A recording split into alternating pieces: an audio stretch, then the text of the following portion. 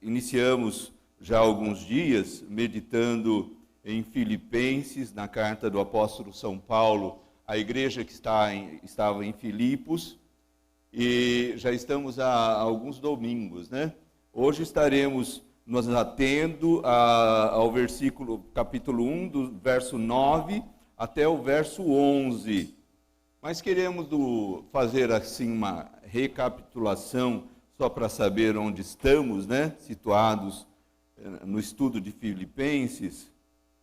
Antes de orarmos, só fazendo menção, nós entendemos que quando Paulo escreveu esses 11 versículos iniciais, né, que estaremos chegando até ele, até o verso 11 do capítulo 1, o apóstolo Paulo, ele está ali, além de saudando os irmãos daquela igreja, cumprimentando eles, ele está revelando o seu grande amor. Ele tinha um amor assim muito grande pelos filipenses. Ele tinha uma relação muito próxima com aquela igreja.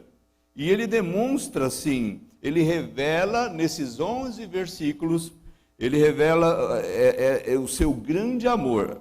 Primeiro, através do versículo 3 até o versículo 6, ele menciona aqui algumas expressões que a gente percebe, né, que o apóstolo Paulo, ele pensava nos filipenses com frequência. E quando você ama alguém, você pensa nessa pessoa com frequência. Quando a mãe, que naturalmente ama o filho, é a maior expressão de amor aqui deste mundo, né? Ela pensa no filho frequentemente, ainda que o filho esteja distante, ainda que o filho esteja casado, mas ela pensa frequentemente. E do verso 7 a 8 de Filipenses 1, nós vimos aí, nos domingos passados, e podemos entender nesses dois versículos, que além de Paulo pensar nos filipenses, ele também se preocupava com eles. Ele mostrava assim uma grande preocupação. E quando você pensa em alguém e se preocupa com essa pessoa, naturalmente isso é uma revelação, né? É um sinal de que você ama essa pessoa. E por fim, nós estaremos abordando então do verso 9 ao 11, que deixa claro também que o apóstolo Paulo não somente pensava nos filipenses com frequência, ele não somente preocupava-se com eles, para que Deus, né, completasse a boa obra. Era uma igreja nova, uma igreja novos convertidos, para que o Senhor completasse a boa obra na vida deles e eles vencessem as tribulações e perseguições da igreja do primeiro século, mas não somente ele se preocupava com eles, pensava neles, mas também constantemente orava por eles. E não é assim que nós expressamos o nosso amor para com as pessoas? Quer dizer, nós pensamos nas pessoas que amamos, nós nos preocupamos com as pessoas que amamos e nós também oramos pelas pessoas que amamos. Amém, irmãos? É uma fórmula para saber se você ama alguém. Se você ama alguém, você pensa nele, você se preocupa com o bem-estar dele e você também ora constantemente por ele, né? Nós estaremos lendo, então, eu queria que projetasse aí, do versículo 9, Filipenses capítulo 1, até o versículo 11, para fazermos a leitura, né?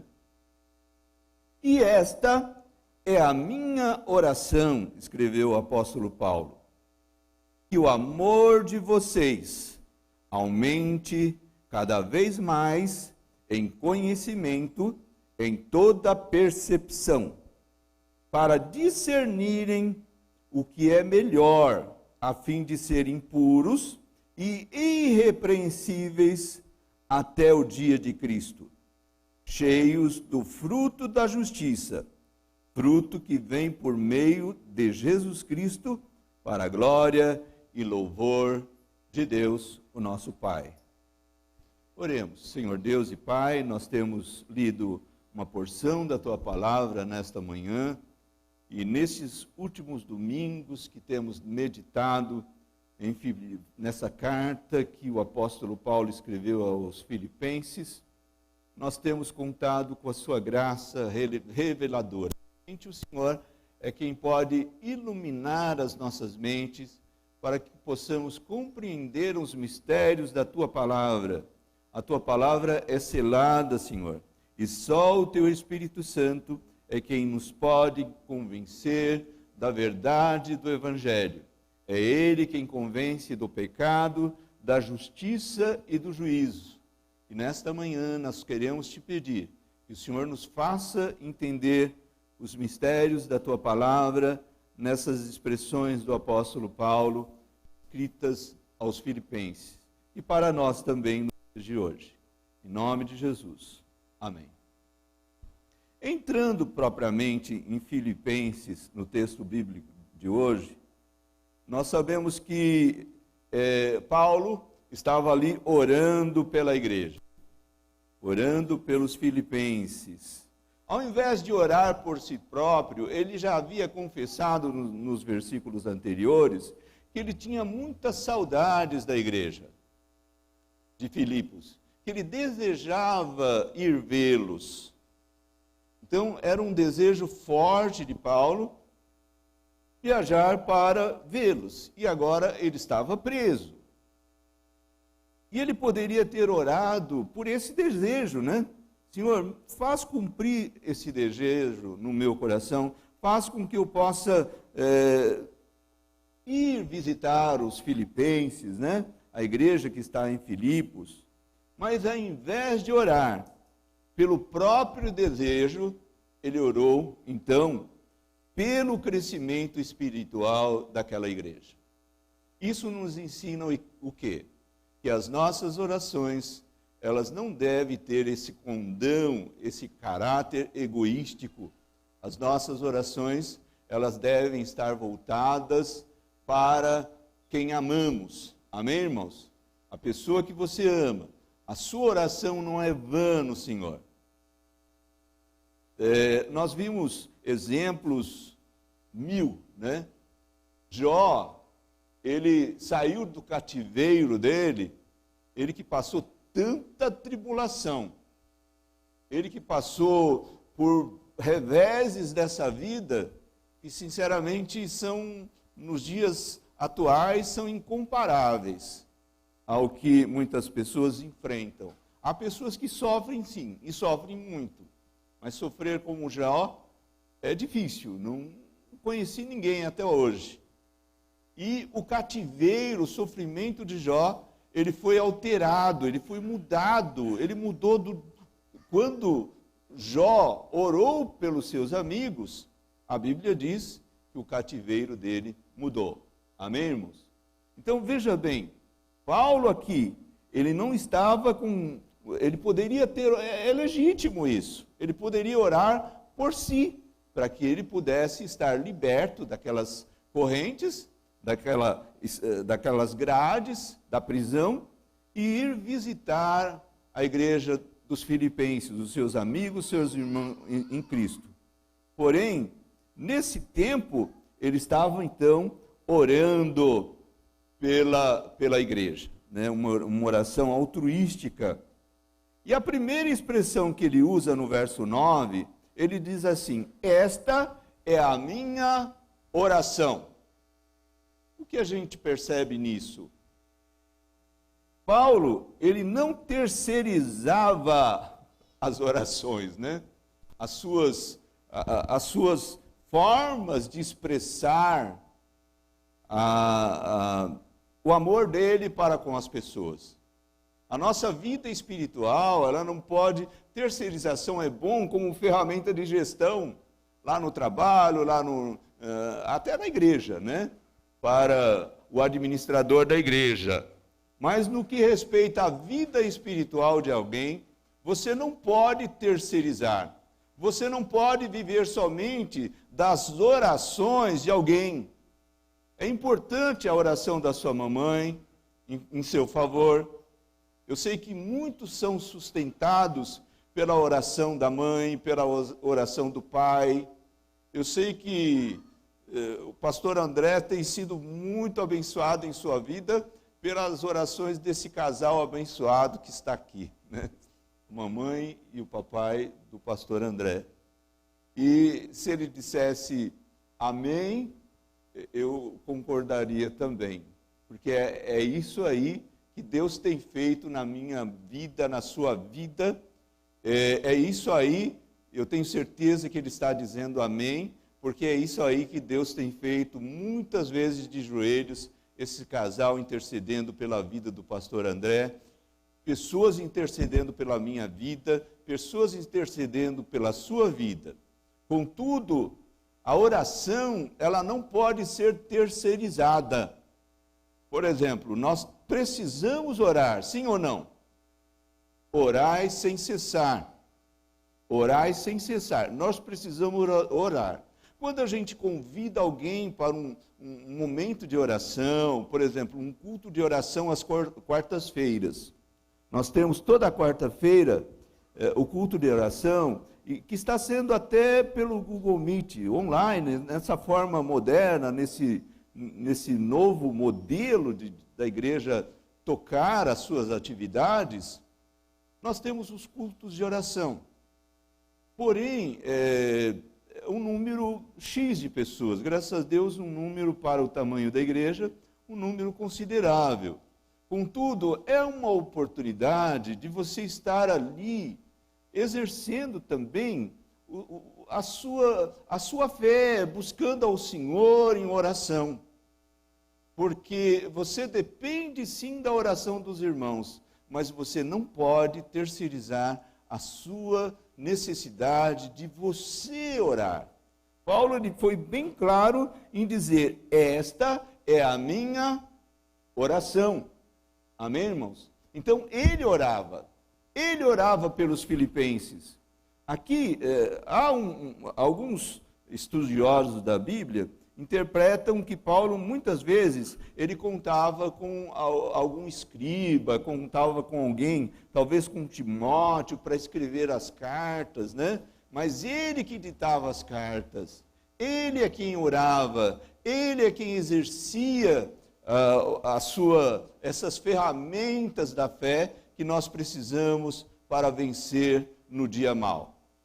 E eu tenho dito isso, até comentava essa semana no PG, e para minha esposa antes do PG, uma expressão que tem me preocupado bastante, quando a palavra do Senhor nos diz assim, buscai ao Senhor enquanto se pode achar, invocai-o enquanto está perto, buscai ao Senhor enquanto se pode achar.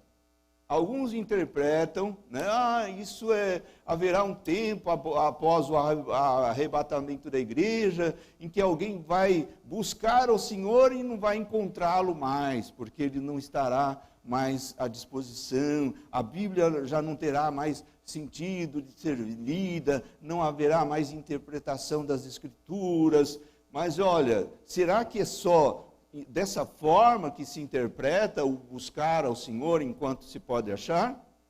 Será que nós não podemos imaginar aquela parábola das 10 virgens, 5 loucas e 5 prudentes, em que as 5 prudentes estavam ali no momento oportuno que elas tinham, acumulando azeite para as suas lâmpadas, e na hora da vinda do noivo, elas acenderam a lâmpada e foram ao encontro do noivo, e as loucas que viviam sem essa preocupação de buscar o azeite, né? De buscar ao Senhor, enquanto se podia, e na hora que o noivo veio, elas não tinham azeite para acender as suas lâmpadas e ir de encontro ao Senhor? Será que não podemos também entender desta maneira? Buscai ao Senhor enquanto se pode achar, invocai-o enquanto Ele está perto. Você passa por dias abençoados, mas passa na certeza de que o dia mau virá. E nesses dias abençoados, enquanto a sua cabeça está tranquila, enquanto as coisas estão bem, busque ao Senhor. Você tem a oportunidade de encher a sua lâmpada de azeite, as suas lamparinas, né, de azeite, e se preparar para o dia mau que certamente virá.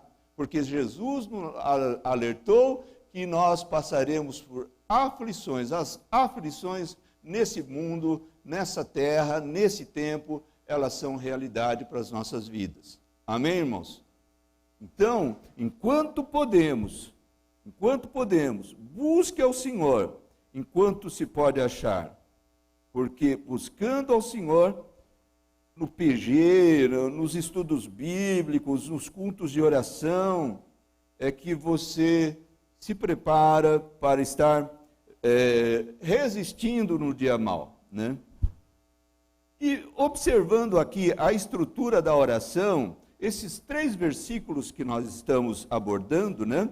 Versículo 9, 10 e 11, olhando para a estrutura da oração de Paulo, era uma oração que ele estava fazendo, nós dissecamos esta estrutura da oração dele em 6 partes, né? Para que nós possamos entender o propósito de Paulo e também aprender com isso, aprender como orar, aprender como deve ser a nossa visão espiritual em relação aos irmãos, em relação às pessoas. A primeira expressão que ele usa no versículo 9, ele diz o seguinte: que o amor de vocês aumente cada vez mais. Como assim? A igreja de Filipos, ela era ou não era uma igreja amorosa? Sim ou não? Sim. Nós já vimos em versículos anteriores, no versículo 7, capítulo 1, que ela era uma igreja que constantemente contribuía com Paulo, contribuía para a obra missionária. E uma igreja, para ela contribuir com a obra missionária, ela precisa ter amor pelas almas, pelos perdidos, pelos pagãos, por aqueles que estão sofrendo. E ela demonstrava que ela era uma igreja amorosa. Nós vimos isso também no capítulo 4 de Filipenses, versículo 14 até o 16, que eu gostaria de projetar aí, está projetado. Está escrito assim: apesar disso, vocês fizeram bem em participar de minhas tribulações. Quer dizer, eles participavam do sofrimento de Paulo.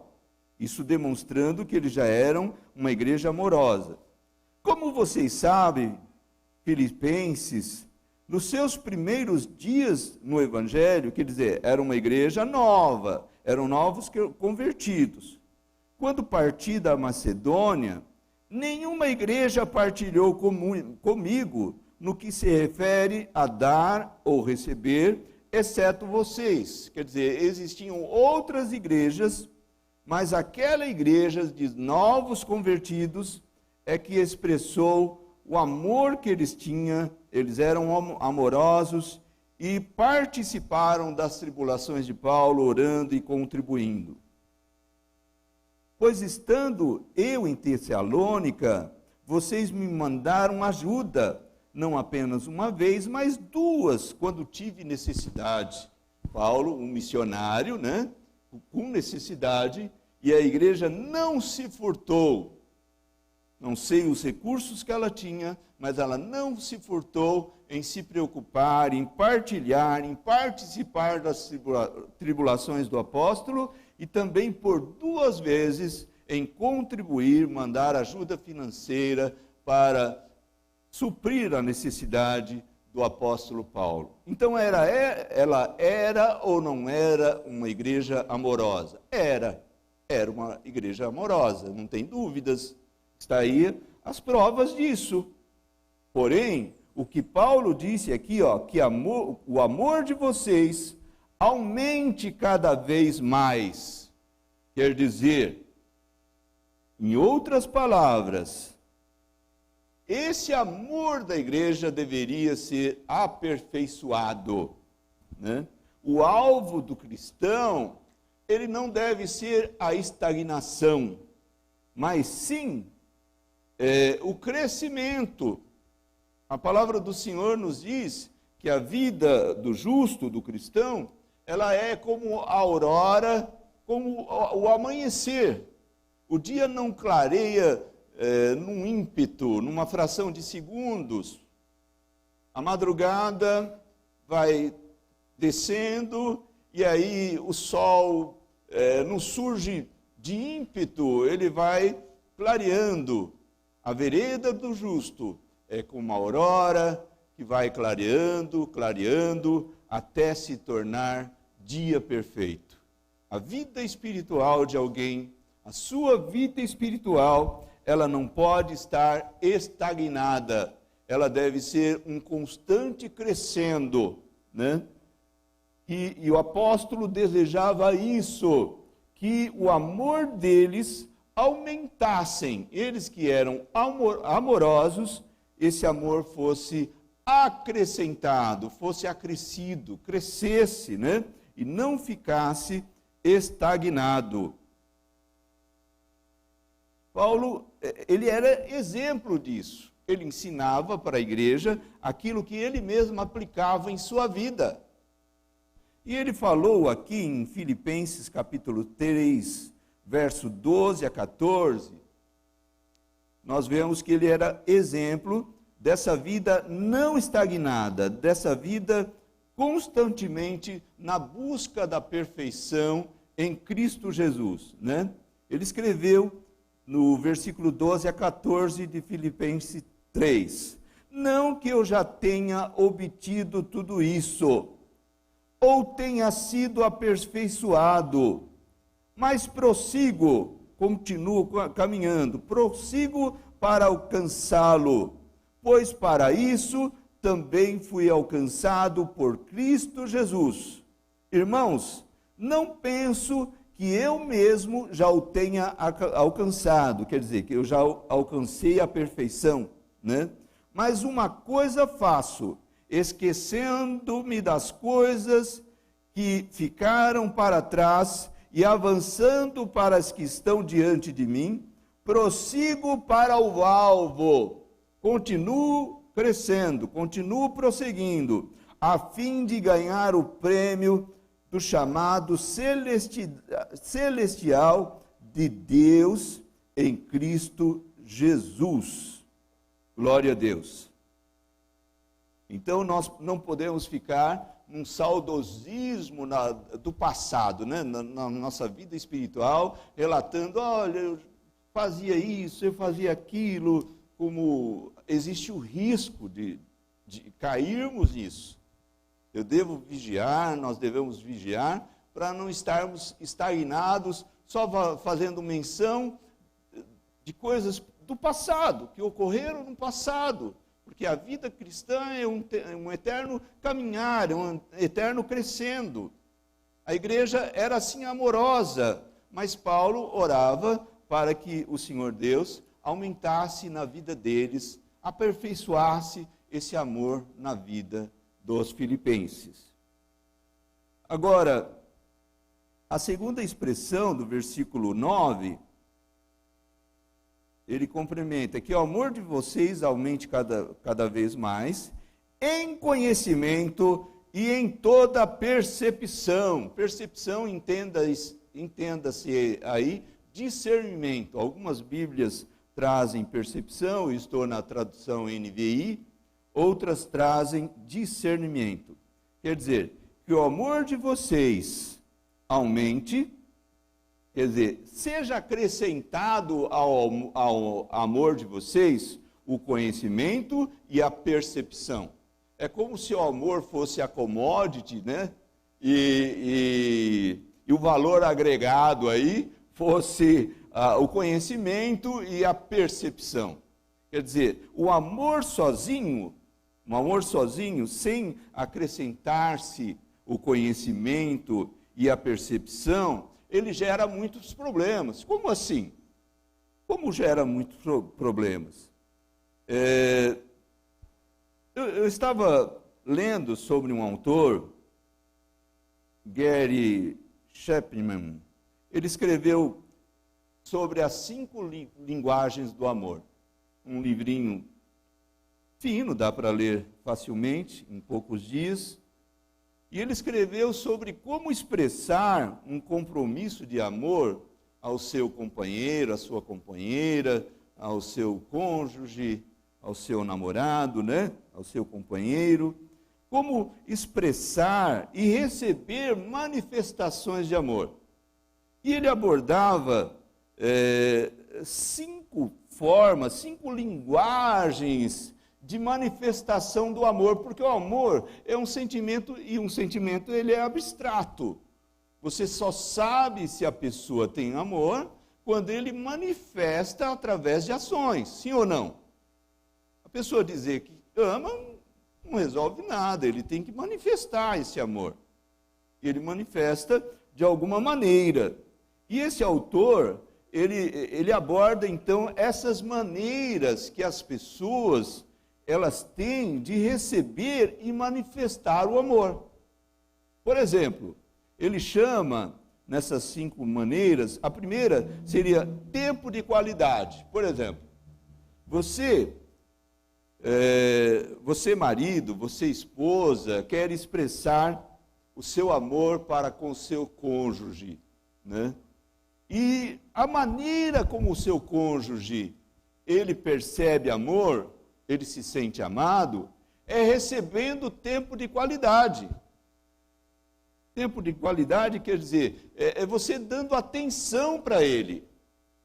Se você não der atenção para ele, não gastar tempo de qualidade, sentar com ele, conversar com ele, ir no cinema com ele, e sentar comendo pipoca com ele, você pode dar presente, ele não se sente amado. Então, por falta de conhecimento, você muitas vezes acaba errando o alvo e não demonstrando, fazendo um exercício enorme e não consegue transmitir para o seu companheiro, para o seu cônjuge, que você o ama. E ele não se sente amado. Porque algumas pessoas se sentem amadas recebendo tempo de qualidade. Amém, irmãos? Outros só se sentem amados recebendo atos de serviço, dizia esse autor. Ele se sente amado quando você faz coisas por ele. Por exemplo, já ouvi de irmãos aqui dizerem o seguinte: olha, eu conquistei a minha esposa fazendo comida para ela. Ganhei ela pelo estômago. Eu fui ao fogão, né? Fiz comida para ela, fiz uma jantinha, um almocinho para ela e acabei conquistando. Então são atos de serviço. É dessa forma que a pessoa se sente amada. Quer dizer, você tem amor, mas muitas vezes te falta o conhecimento disso. E o conhecimento tem que ser agregado ao amor. Amém, irmãos? Conhecimento, e você muitas vezes, se você não fizer atos de serviço para aquela pessoa, ela não vai se sentir amada. Você pode fazer outras coisas, mas ela não vai se sentir amada. Outros só se sentem amados com toque físico, com abraço, com beijo, etc. Né? Os etc. ficam por conta de vocês aí imaginar. Outros só se sentem amados dessa forma. Quer dizer, você tem amor, mas te falta o conhecimento, identificar que a pessoa só se sente amada dessa forma. E você dá presente, você faz comida, você vai para a cozinha, você ajuda a lavar a louça. O Carlão, não sei se faz isso lá em casa, né, Carlão? Não? Faz? Não. Tá bom. São atos de serviço, né? Dedica tempo de qualidade, faz atos de serviço, mas às vezes é o toque físico. E você não acaba, por falta de conhecimento, agregado ao amor, você acaba não demonstrando que você ama. E a pessoa, o parceiro, o cônjuge, fica infeliz. Eu preciso aprender disso. Nós precisamos. nós precisamos conhecer isso. Amém, irmãos? Agregar o conhecimento ao amor.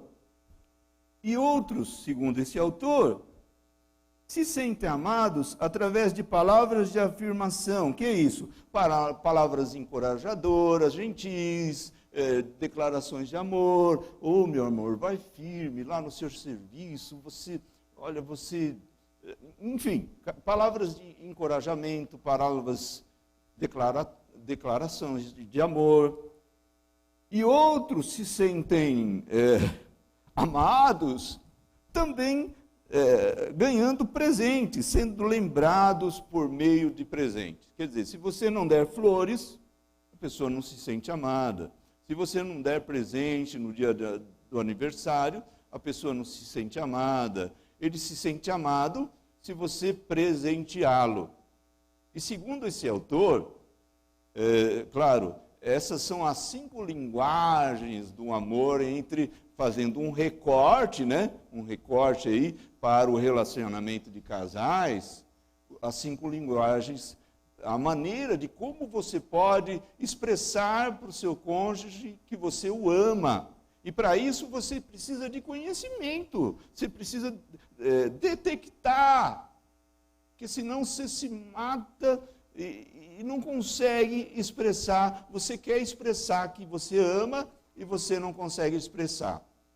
Contando um particular aqui, quando comecei a namorar com a Dora, eu perguntei para ela o que ela gostava, né? Ela falou que gostava de queijo. Aí eu, que sou extremamente exagerado, família dela mineira, né? Extremamente exagerado, quando compro alguma coisa, eu fui lá, comprei 2 queijos, sem exagero, um era desse tamanho, sabe aqueles queijos grandes, e o outro retangular, assim, grande. Comprei aqueles 2, que aquilo gastava não sei quanto tempo para consumir. Levei para ela, ela assustou com aquilo, até depois trocou por outras coisas. Então ela não, eu já percebi que ela não, que a forma dela se sentir amada não era por presente, porque o presente que eu dava ela trocava.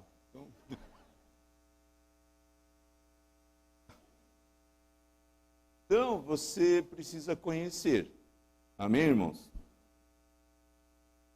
Amor com conhecimento, né? Porque às vezes o amor sem o conhecimento, ele é um amor piegas, né? É um amor meloso, é um amor inconsequente, amor sem conhecimento. Agora, o amor com conhecimento, muitas vezes, agora voltando para outro lado, não desse recorte que fizemos para os casais, o amor com conhecimento, quando você ama alguém, esse amor te faz mexer nas feridas desse alguém quando necessário. É um amor que corrige rumos, é um amor que estabelece limites. Nós estamos vivendo dias difíceis atualmente, porque com essa pedagogia moderna de como criar filhos, de como educar filhos, é a tarefa mais difícil que eu acho nesse planeta, educar filhos. Para mim é. E olha, e nos dias atuais tem se tornado duplamente difícil. Duplamente. Por quê? Essa pedagogia moderna, a própria legislação, infringindo, né, entrando na área de educação dos filhos, proibindo os pais de corrigir os seus filhos. De certa forma, ela faz com que o amor dos pais, dedicando para a educação dos filhos, né, faz com que esse amor seja um amor que não estabeleça limites para eles, que não corrija rumos, quando de fato a palavra de Deus, ela própria, ela diz que Deus, sendo tão amoroso, o nosso Papai Celestial, Ele corrige e castiga aquele a quem ama. Deus nos ama, sim ou não? Deus nos ama. E Ele corrige? Sim, Ele corrige. mas Ele corrige para que os nossos rumos sejam corrigidos, para o nosso bem. Hebreus capítulo 12, do verso 6 ao 11, fica muito claro isso. Pois o Senhor disciplina a quem ama. Veja a verdadeira expressão do amor. Ela é somada ao conhecimento e castiga todo aquele a quem aceita como filho. Suportem as dificuldades, recebendo-as como disciplina. Deus os trata como filhos. Pois qual o filho que não é disciplinado por seu pai? Se vocês são disciplinados e a disciplina é para todos os filhos, então vocês não são legítimos. Quer dizer, se vocês não são disciplinados e a disciplina é para todos os filhos, então vocês não são filhos legítimos, mas sim ilegítimos.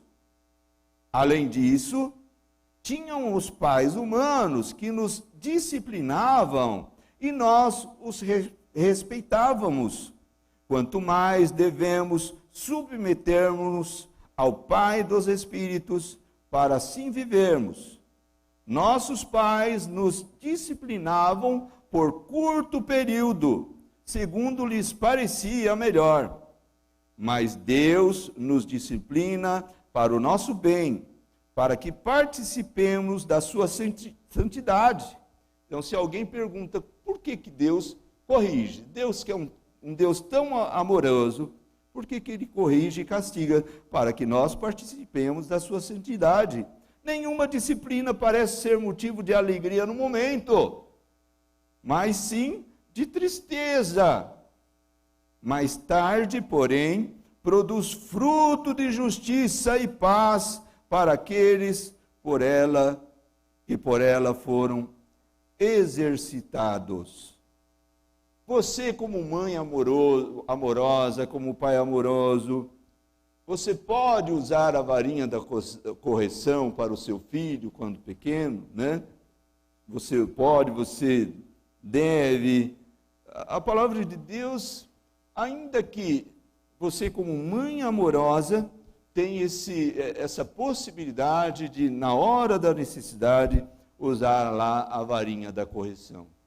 Nós estamos vivendo, como já disse e repito, dias difíceis, dias em que adolescentes, pré-adolescentes, entram no estado de rebeldia, porque a adolescência, nós como pais devemos entender isso. Naquela idade, o menino, a menina passa por uma transformação hormonal e de crescimento, e tanta coisa muda na vida dele, tanta coisa acontece, e esse momento é um momento de bastante atenção, de bastante dedicação dos pais, momento difícil mesmo, né? Em que ele está sofrendo transformações. E, por vezes, ele acaba querendo passar do limite, né? O limite que estabelecido. E é nessa hora que os pais que não usaram, não tiveram amor com conhecimento e não usaram de uma certa estabelecimento de limites na educação dos seus meninos, das suas meninas, dos seus filhos, terão grande dificuldade de estabelecer aí o limite nessa idade. Grande dificuldade. Nós estamos vivendo aí problemas dessa ordem, que adolescentes até revoltados, rebelam-se contra a família e querem até se suicidar e falam em suicídio, em tanta dificuldade que os pais a gente não consegue explicar. Amém, irmãos?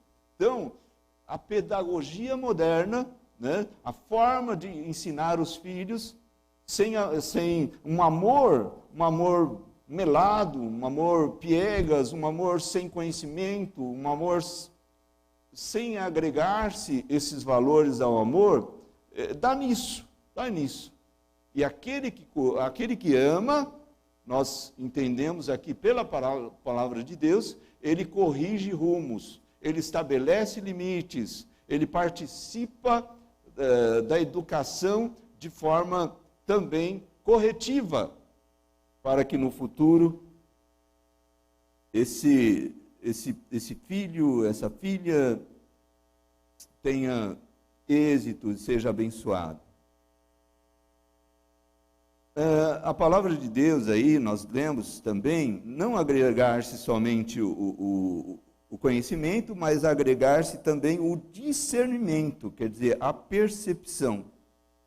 Por que agregar-se a percepção ao amor? O amor puro, né?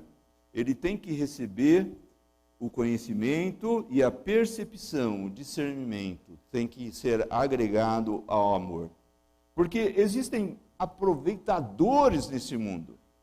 Existem pessoas que se aproximam de você, a pessoa sabe que você é amoroso, e ele se aproxima de você já com intenções intenções espúrias, são verdadeiros aproveitadores. A Bíblia fala disso. Ela fala disso, sim ou não?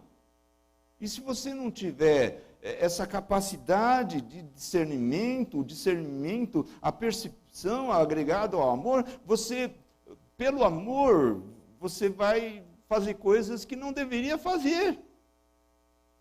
Você vai investir em coisas que você não deveria investir. Houve uma época que eu estava morando num lugar e eu acabei recebendo pessoas em minha casa, hospedando pessoas, e por compaixão, por amor, mas um amor sem percepção, sem discernimento. Eram bandidos, eu hospedei bandidos dentro da minha casa.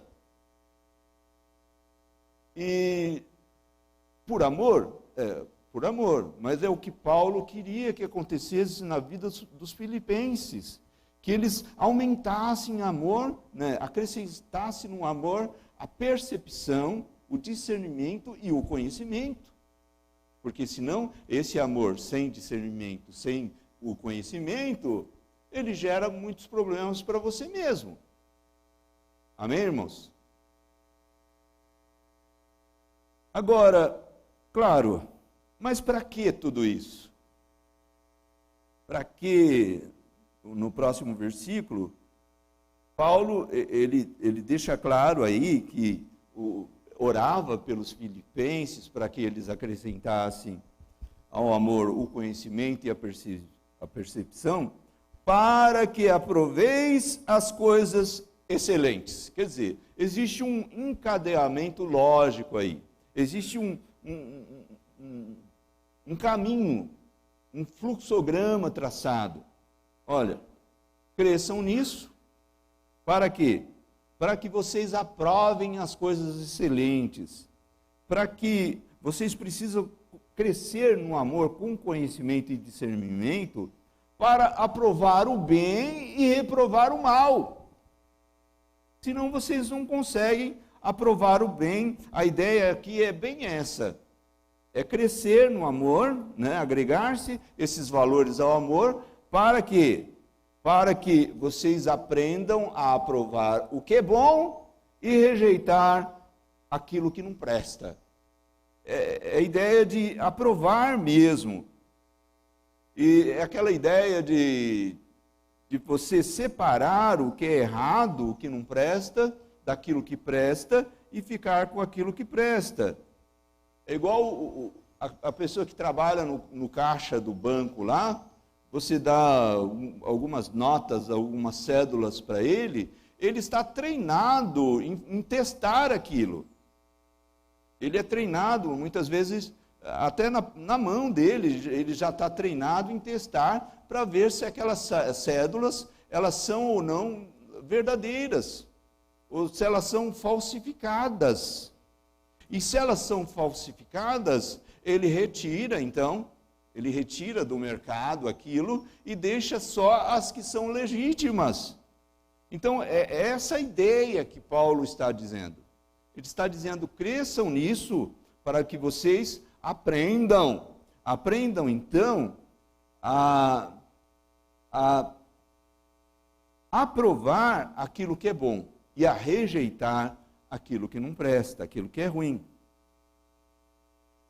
Nós precisamos, para isso, do quê? Do conhecimento bíblico da palavra de Deus. No próximo versículo, o apóstolo que estamos meditando, ele escreveu: sejam sinceros e sem ofensa até o dia de Cristo. Sejam sinceros e sem ofensa. Eu fui ver a etimologia da palavra. A palavra sincera, sincero, ela vem do latim e quer dizer o seguinte: sincero é sem cera, quer dizer não fingido, sem cera. No passado, os escultores menos qualificados, quando eles faziam as esculturas de madeira, por exemplo, e davam um defeitinho, aparecia algo assim, um oco na madeira, um buraquinho, ou a ferramenta dele exagerava no corte, ficava um defeito, o que ele fazia? Ele passava cera, colocava cera e alisava, e quem olhava assim à distância não percebia que havia aquela correção com cera, né? Aquela, de certa forma, correção, aquele disfarce, né? É uma espécie de disfarce. Então, o que Paulo está dizendo aqui, usando essa expressão, sejam sinceros, quer dizer, sejam não fingidos, sejam sem disfarce, né? Sejam sem disfarce, não fingidos. E justamente tudo isso está relacionado à primeira expressão da oração de Paulo, que ele dizia: eu quero que vocês cresçam em amor, agregando conhecimento, agregando percepção, para que vocês consigam ser sinceros e sem ofensa. Sem ofensa quer dizer, sem inculpáveis, sejam não fingidos, não dissimulados, até a vinda do Senhor Jesus Cristo. Essa é a expressão de Paulo. Até lá, sem ofensa, sem qualquer coisa em nossa vida que ofenda ao Senhor. E partindo já para o final, ele escreve nesse versículo: cheios do fruto da justiça, fruto que vem por meio de Jesus Cristo. Quer dizer, cheio aqui, eu estava vendo, esse verbo, ele está no particípio presente, né? Encher, vem do verbo encher, do particípio presente, que dá-nos a impressão de, é um enchimento contínuo, sendo cheios, todos os dias, enchimento contínuo, experiência do dia a dia. Quando nós aceitamos Jesus, nós fomos salvos, recebemos então a salvação em Cristo, a posição de salvos, né? O Senhor Deus olhando para as nossas vidas, agora, a partir do momento que você aceita Cristo como Salvador, Ele te vê como salvo. Só que agora é todo um período, até a vinda do Senhor, até o dia que partimos dessa vida, todo o período da sua vida será desse enchimento contínuo, desse crescimento contínuo em Cristo por meio de Jesus Cristo. E ele fala de frutos da justiça, o que nós podemos entender como frutos da justiça, né? Frutos da justiça. Nós somos pecadores. Paulo aos Romanos, ele escreve: todos pecaram, destituídos estão da glória de Deus. Quer dizer, as nossas obras de justiça são como os trapos de imundícia. Então, como que o apóstolo Paulo orou para que eles sejam cheios de fruto da justiça? Se as nossas obras de justiça não são aceitáveis, as nossas obras de justiça, nossas próprias obras. Como assim? Eu, pecador, Deus vai aceitar? Então, é uma incongruência, uma incoerência, essa expressão. Olha, estava meditando sobre isso, existe no direito o direito de fruição, né? O que é o direito de fruição que está lá no Código Civil, artigo 1225? Esse direito de fruição, ele garante o direito de alguém a usufruir determinada coisa que pertence a uma outra pessoa. Por exemplo, se você tem o direito de fruição de alguma coisa, quer dizer, aquilo não te pertence, mas te foi dado para que você possa usufruir aquilo que pertence a outra pessoa. Então, o entendimento aqui, na expressão quando Paulo fala sobre sermos cheios do fruto da justiça, olha, nós estávamos perdidos, inimigos de Deus, nós estávamos no pecado, as nossas obras de justiça eram obras de imundícia, só que por Cristo, por meio de Jesus Cristo, como o apóstolo escreveu, por meio de Jesus Cristo, agora nós recebemos analogamente, comparativamente, esse direito de fruição, quer dizer, nós recebemos a garantia de das nossas obras serem aceitas aos olhos de Deus por meio de Jesus Cristo, pelo sacrifício de Jesus. Sem isso, as nossas obras de justiça não têm validade nenhuma. Amém, irmãos? Sem Cristo na nossa vida, as nossas obras de justiça, elas não existem para Deus. Deus passa a observar nossas obras de justiça a partir do momento em que Cristo está em nós. A partir do momento que você é justificado. Você foi justificado por aquele que deu a vida na cruz do Calvário.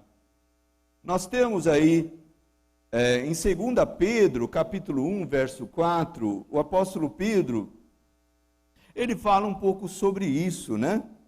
Que nós somos participantes, né? Vocês nós nos tornamos participantes da natureza divina, quer dizer, aquilo que nós não possuíamos, agora nós somos participantes. Capítulo 1, verso 4 de 2 Pedro. Por intermédio dessas, Ele, próprio Deus, nos deu as grandiosas e preciosas promessas para que por elas vocês se tornassem participantes da natureza divina e fugissem da corrupção que há no mundo, causada pela cobiça. Quer dizer, é aquela velha história, aquela velha parábola da videira, em que nós somos ligados ao galho, né? Nós somos galhos ligados à videira, e Jesus disse que sem Ele nós não poderíamos dar frutos. Sem estar ligado na videira, nós somos os ramos ligados na videira. E sem estarmos ligados na videira, nós não damos frutos que Deus aceite. Mas a partir do momento que nós estamos ligados na videira, o Senhor Deus aceita, então, esses frutos que nós passamos a produzir. Tanto é que Paulo fala lá em Gálatas 5, 22, 23, as obras da carne, os frutos do Espírito que nós devemos produzir. Amém, irmãos? Somos salvos para essas obras importantes.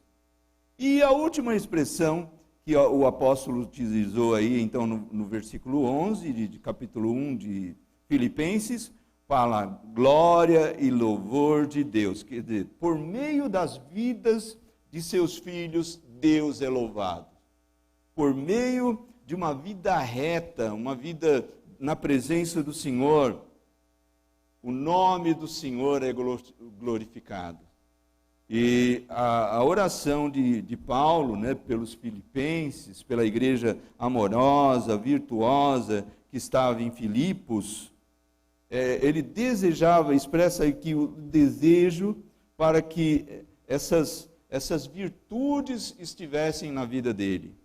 E essa deve ser a nossa oração em favor da nossa igreja, da igreja em que compartilhamos. Essa deve ser, então, a oração para que as nossas vidas sejam alcançadas com essas bênçãos que Paulo escreveu aqui na oração que ele fez pelos filipenses. Amém, irmãos?